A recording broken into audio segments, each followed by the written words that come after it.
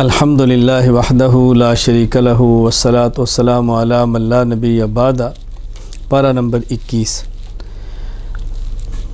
اللہ تعالیٰ نے پارہ نمبر 21 کے آغاز میں تو یہ فرمایا قرآن کریم کی تلاوت کرو، نماز کی پابندی کرو، بطور خاص ان دو چیزوں کا حکم دیا گیا ہے۔ پھر آگے حضور اکرم صلی اللہ علیہ وسلم کی صداقت پر ایک کیسی عجیب دلیل بیان فرمائی ہے کہ دیکھو یہ امی ہیں، انہوں نے دنیا میں کسی آدمی سے نہ پڑھنا سیکھا نہ لکھنا سیکھا، اور مضامین وہ بیان فرما رہے ہیں کہ جس پر بڑے بڑے اہل عقل اور پڑھے لکھے بھی دنگ رہ جاتے ہیں۔ اس کا مطلب یہ کہ سچے رسول ہیں۔ پھر یہاں سورت کے آخر میں، سورۃ العنکبوت کے آخر میں والذین جاہدوا فینا لنہدینہم، ایک ضابطہ بیان فرمایا کہ جو بھی اللہ کے لیے محنت کرتا ہے اللہ تعالیٰ اس کی رہنمائی فرماتے ہیں، راستے کھول دیتے ہیں، منزلوں تک پہنچاتے ہیں۔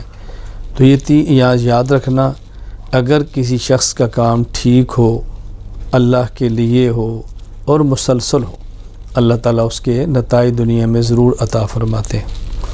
سورۃ الروم، کیونکہ اس آیت میں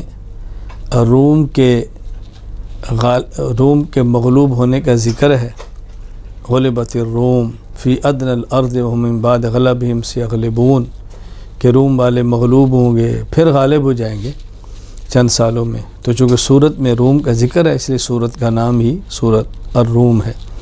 قرآن کریم نے اس میں ایک پیشین گوئی فرمائی ہے کہ روم اور فارس کی جنگ ہوگی، فارس والے غالب ہوں گے، روم مغلوب ہوگا، پھر روم غالب ہو جائے گا اور فارس والے مغلوب ہوں گے، یعنی ایران والے فارس کہتے ہیں اور یہ جو عیسائی تھے یہ روم والے تھے۔ بالکل ایسے ہی ہوا جیسے اللہ تعالیٰ نے قرآن کریم میں پیشین گوئی فرمائی۔ پھر اللہ تعالیٰ نے اپنے خالق ہونے کے عظمت کے دلائل بیان فرمائے ہیں، اور یہ بار بار اس کا ذکر ہوتا ہے قرآن کریم میں۔ اللہ تعالیٰ دلائل بیان فرماتے ہیں اور سمجھا کر اللہ تعالیٰ بار بار بیان فرماتے۔ دیکھو اللہ تعالیٰ نے تم میں سے عورتیں پیدا کی ہیں، تم میں سے سکون حاصل کرتے ہو، تمہارے درمیان محبت پیدا کی ہے، تمہارے درمیان شفقت پیدا کی ہے۔ پھر دیکھو اللہ تعالیٰ نے کیسی تمہیں زبان عطا فرمائی ہے، دن اور رات کی نعمتیں عطا فرمائی ہیں۔ تو یہ اللہ تعالیٰ اپنے نعمتوں کا ذکر فرمایا۔ پھر اللہ تعالیٰ نے مثال دے کر بات سمجھائی ہے کہ دیکھو تم اپنے مال میں کسی کو شریک نہیں کرتے تو اللہ تعالیٰ اپنے ملک میں کسی کو کیسے شریک کر سکتے ہیں۔ تو یوں مثال دے کر اللہ تعالیٰ نے شرک کو سمجھایا کہ غلط ہے، اس سے تمہیں بچنا چاہیے۔ پھر اللہ تعالیٰ نے اہل حق کے غالب ہونے کا ذکر فرمایا، فاصبر ان وعد اللہ حق، صبر کرو، برداشت کرو، انشاءاللہ اللہ کا وعدہ سچا ہے اور حق والے ہی غالب ہوں گے۔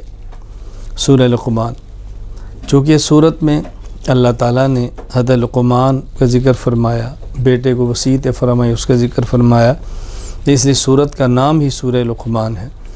حضرت لقمان دانا تھے، حکیم تھے، اللہ کے ولی تھے، لیکن نبی نہیں تھے۔ حضرت لقمان نے اپنے بیٹے کو سمجھایا کہ بیٹا نمبر 1 شرک کبھی نہ کرنا، معمولی سے معمولی شرک بھی ہو قیامت کے دن وہ آئے گا، شرک کبھی نہ کرنا بیٹا، احکام کی پابندی کرنا، تکبر کبھی نہ کرنا، اکڑنا تو نے نہیں ہے، اپنے اخلاق کو ٹھیک رکھنا اور امر بالمعروف نہی عن المنکر کرنا، نیک بات کی ترغیب دینا، برے کاموں سے روکنا، اور اگر اس میں کوئی تجھے تکلیف آ جائے تو ڈٹ جانا، برداشت کرنا۔ یہ نہیں کہ ہلکی سی تکلیف ہے تم امر بالمعروف نہی عن المنکر چھوڑ دینا، ایسا کبھی نہ کرنا۔ اور والدین کا ادب کرنا، والدین کا احترام کرنا۔ لیکن اگر والدین تجھے اللہ کے خلاف، اللہ کی معصیت اور گناہ کی بات کریں تو پھر والدین کی بات بھی نہ ماننا، یعنی والدین کی اطاعت کرنی ہے لیکن اللہ کی معصیت اور نافرمانی میں نہیں، اللہ کے حکم کو سامنے رکھتے ہوئے۔ سورہ لقمان کے آخر میں اللہ تعالیٰ نے بطور خاص 5 ایسی باتوں کا ذکر فرمایا۔ ویسے تو عالم الغیب اللہ کی ذات ہے، لیکن سمجھانے کے لیے بات فرمائی۔ ذرا یہ دیکھو، ان اللہ عنده علم الساعہ، قیامت کا علم اللہ کے پاس ہے۔ وَيُنَزِّلُ الْغَيْثَ، بارشیں اللہ برساتے ہیں، کب برسانی ہے، کہاں برسانی ہے، اللہ ہی جانتے ہیں۔ اور رحم کے اندر کیا ہے اللہ ہی جانتے ہیں۔ دنیا والے تو تب بتائیں گے جب کوئی چیز بن جائے گی، ایک نطفہ ہوتا ہے رحم میں جاتا ہے، اللہ کے علم ہوتا ہے اس نے کل کو کیا بننا ہے اور کل کیا ہونا ہے اللہ جانتے ہیں۔ کس بندے کی موت کب اور کہاں ہونی ہے اللہ جانتے ہیں۔ بطور خاص 5 مغیبات کا اللہ نے ذکر فرمایا۔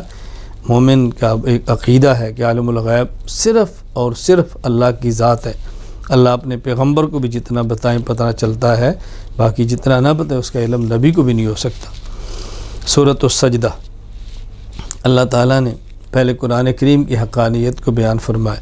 ہاں، اس سورت میں چونکہ سجدہ کا ذکر ہے، سجدہ کرنے کا بھی ذکر ہے، اس لیے سورت کا نام ہی سورۃ السجدہ ہے۔ ابتدائی طور پہ قرآن کریم کی حقانیت بیان فرمائی کہ قرآن ایک ایسا ہے جس کے اندر کوئی شک نہیں ہے، کوئی شک نہیں، لا ریب اور لا شک کتاب ہے، اس لیے اس قرآن کریم کے اندر بھی شک نہ کرنا۔ اللہ تعالیٰ نے اس صورت میں بھی اپنی وحدانیت اور اپنی توحید کے اللہ نے دلائل بیان فرمائے۔ پھر اللہ تعالیٰ نے صورت میں مؤمنین، صالحین، ماننے والے اور مجرمین کا حال بیان فرمایا ہے کہ دیکھو مجرم قیامت کے دن سر کو جھکائے کھڑے ہوں گے، ذلت میں ہوں گے، آرزو کریں گے کاش ہم یہ جرم نہ کرتے، آج ہمیں یہ دن نہ دیکھنے پڑتے۔ پھر اللہ سے مانگیں گے اے اللہ میں واپس لوٹا دے، ہم دوبارہ ٹھیک ہو کر آ جائیں، مگر واپسی نہیں ہو سکتی۔ اور مومنین، اللہ اکبر، ان کی آنکھیں ٹھنڈی ہوں گی، اللہ کے مہمان ہوں گے، اللہ کی نعمتوں سے لذت اٹھائیں گے۔ اللہ ہمیں مجرمین کی فہرست سے نکالے، اللہ اپنے بندوں کی فہرست میں ہمیں اللہ تعالیٰ شامل فرمائے۔ اور مومنین کے خاص وصف یہ ہے، یہ رات کو بستر چھوڑ کے اللہ کی عبادت کرتے ہیں، سجدے کرتے ہیں، تہجد پڑھتے ہیں، مومن کی شان بیان کی ہے۔ اللہ تعالیٰ ہمیں ایمان والوں کی صفات عطا فرمائے، مجرمین کی گندی صفات سے محفوظ رکھے۔